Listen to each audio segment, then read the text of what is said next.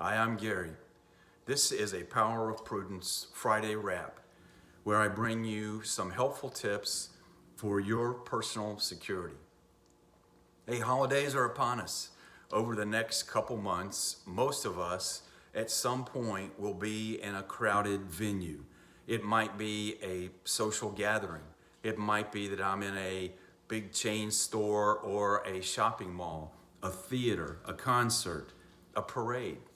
So during this, it's a time where any of us could find ourselves in a venue that has an amount of people in it that in an emergency, like a mass shooting, it exceeds the number of people exceeds the capacity of the venue for people to get out in a quick and safe fashion. When I'm going to be in a public place that may be crowded, I have several precautions that I always take. So the first of those is every time, as soon as I get in somewhere, I look for alternate exits.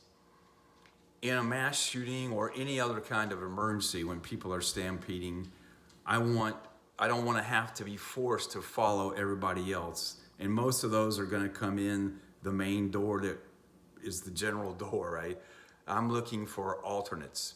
It may be marked by an exit sign. I know that restaurants and food courts always have a back entrance that services the kitchen.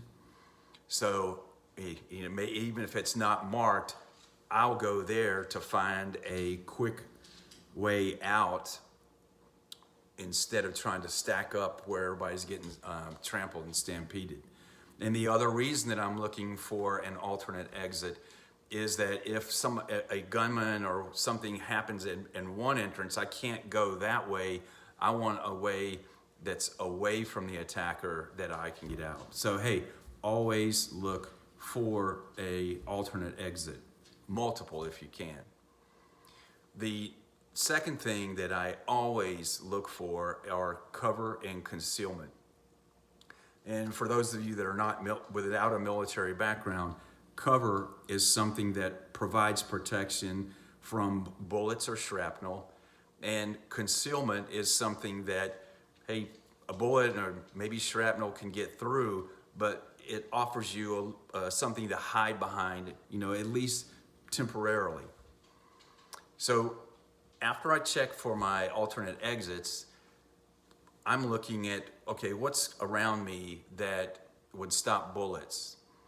Might be a big heavy column, might be a big thick wooden table or wooden or concrete partition, maybe even one of those big heavy ceramic concrete trash basins that are sometimes in a mall. Something that would stop bullets. And then if there's where I'm gonna be, whether maybe I'm watching a concert and with my family, so maybe where we need to be is not right where there is cover, then I'm looking for what's concealment. To get to that cover, what could we get behind that might obscure us from somebody trying to target us while we move towards that cover? So again, the first thing I'm looking for is an alternate exit. Then I'm looking for and hopefully on the way to that alternate exit can protect me from bullets or shrapnel. And then I'm looking for what would provide concealment. So my goal in an emergency is to, first thing, down, out of the line of fire, behind cover. Then look up, assess what's going on and where the threat is, then choose an exit and move towards that exit using the available cover and concealment. That's your best bet to get to safety. Now, some things like a parade are a little bit different because you're on a street, and here we're talking about cars, SUVs, vans that might mow people down. We just saw where there was the trial of a guy that did that last year, and then we had in France and Spain a few years ago some incidences where at parades and gatherings or street festivals, people did that. On a street, I'm looking for similar to cover and concealment, but it's not that it stops bullets. I'm looking for cover or something that will hang up or stop a heavy vehicle. For me, primarily, that is like an alcove in a store. You know, some storefronts are recessed, an alleyway. Closer to the street, I'm looking for something heavy, like maybe a big concrete trash can, a fire hydrant. A big heavy telephone pole will offer some protection, but like a general light pole that's metal, those will snap off if it's a heavy vehicle with any speed. And so I would not trust just to like get behind a light pole to try to protect myself. The other thing to consider is when these happen, panic ensues and the crowd seems to go push ahead. Your instinct is to move in the opposite direction of where the threat's coming from.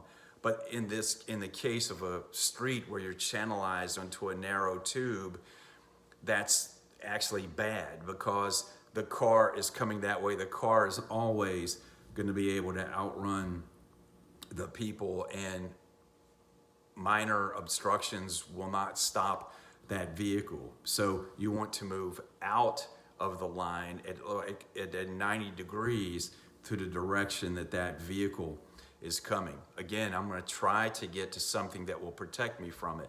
But what if you can't? What would my last ditch effort be if that vehicle is bearing down or chasing me? Hey, I am going to, at some point, I'm going to wait till it gets close, and maybe I'll fake one way, because remember, the person behind is focused and trying to steer that vehicle to mow somebody down. But the vehicle, A, you have his reaction time, and B, he's got to move that vehicle. So if I was trapped, my best bet is to wait to the last second and then dive one way or another way to the side without giving the person enough time to react. Hey, maybe if I have my wits about me, I would even fake like I'm going one way and wait till he started to swerve the car that way, then dive the other way. Hey, and that's chancy, but we're talking about last ditch efforts. I'm not even going to, if I was armed and, I would have different choices. I'm talking about average people, what things you can do. So again, holidays are coming, and we're all going to be in a crowded venue at some point. And these are some tips that will keep you and your family safer. If you found these tips useful and you think they might be useful for others, please subscribe to us and follow, and share us on your social media. Thanks again.